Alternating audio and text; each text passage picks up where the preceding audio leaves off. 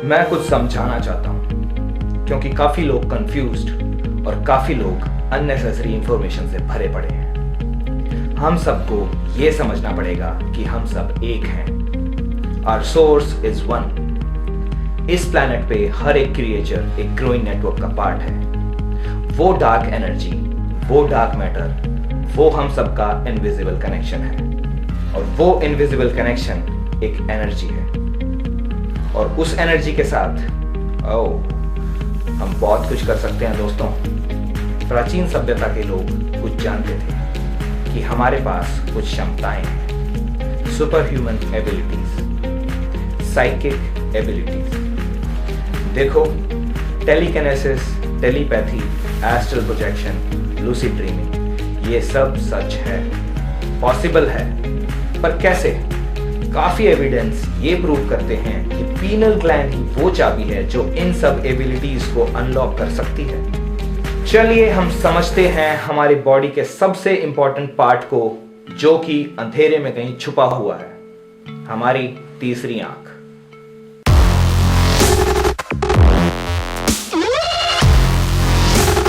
हमारे दिमाग के बिल्कुल सेंटर में एक छोटा सा पाइन कोन शेप का ग्लैंड है जो कि सबसे इंपॉर्टेंट पार्ट है हमारी फिजिकल बॉडी का।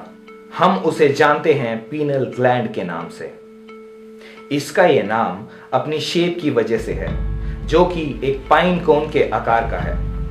पीनल ग्लैंड भी हमारी दो आंखों की तरह विजुअल कॉर्टेक्स से कनेक्टेड है और इंटरेस्टिंग बात तो यह है कि ये लाइट और डार्कनेस से एक्टिवेट होता है, जैसे दिन और रात। ये प्रोड्यूस करता है सेरोटोनिन एंड मेलाटोनिन। ये वो न्यूरोट्रांसमीटर्स हैं जो हमारे सोने और उठने के साइकिल को रेगुलेट करते हैं। ये डीएमटी भी प्रोड्यूस करता है, जो कि एक ऐसा न्यूरोट्रांसमीटर है which can create a natural psychedelic state of consciousness. अगर ऐसा है तो ये छोटा सा ग्लैंड हमारी साइकोलॉजिकल वेलबींग में बहुत बड़ा हाथ रखता है और ये ग्लैंड ही हर इंसान की असली क्षमताओं की चाबी है। ये बाबा लोग इसी को एक्टिवेट करने की कोशिश कर रहे होते हैं। अगर कोई इस ग्लैंड को एक्टिवेट कर ले तो वो एक हो जाता है भगवान के साथ। काफी लोग ये स्टेट अचीव करते हैं साइकेडेलिक ड्रग्स के साथ, लाइक LSD एंड DMT, जो कहीं से भी अच्छा तरीका नहीं है ये सब करने का। हम इस वर्ल्ड को एक्सपीरियंस करते हैं अपनी 5 सेंसेस से और इन 5 सेंसेस की एक सर्टेन लिमिट है। हर एक सेंस की एक पर्टिकुलर फ्रीक्वेंसी है। हम उस फ्रीक्वेंसी के बाहर का एक्सपीरियंस नहीं कर सकते। फॉर एग्जाम्पल, एक सांप हमसे डिफरेंट फ्रीक्वेंसी का व्यू देखता है। इसे तुम उनकी सिक्स सेंस कहो या इवोल्यूशन का गिफ्ट, पर ये रेप्टाइल्स इंफ्रारेड फ्रीक्वेंसी देखते हैं। एक भेड़िया एक जंगल में 6 मील की दूरी तक सुन सकता है।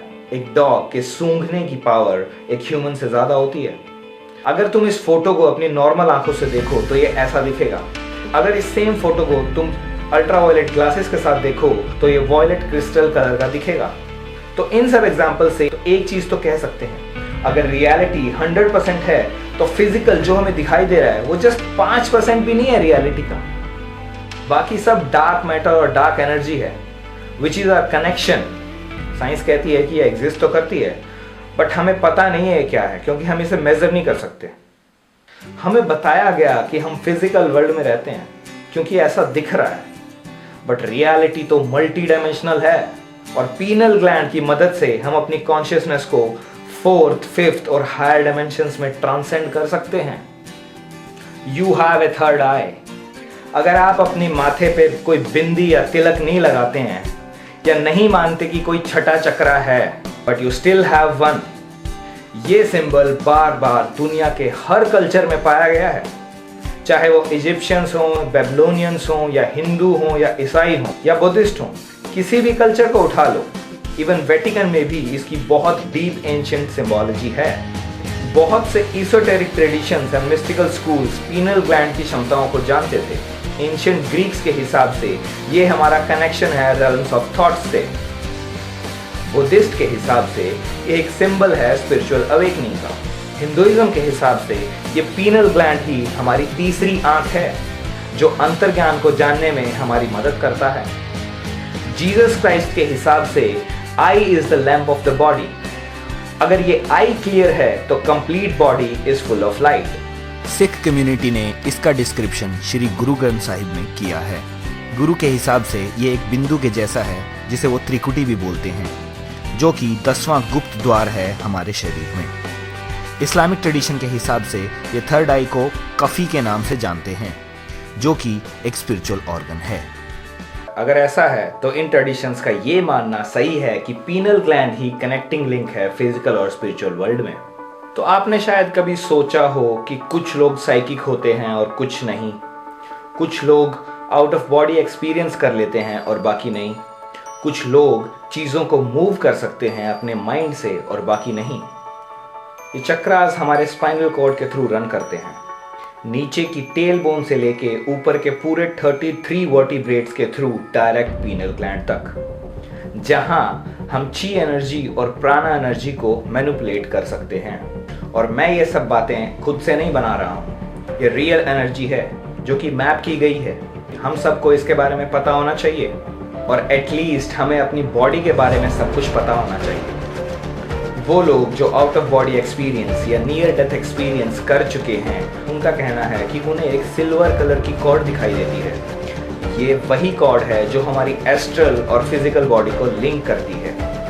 पीनल ग्लैंड ही हमारा कनेक्शन है हायर डायमेंशंस के साथ, जो हमें एक्सेस देता है साइकिक और स्पिरिचुअल रेल्म्स का।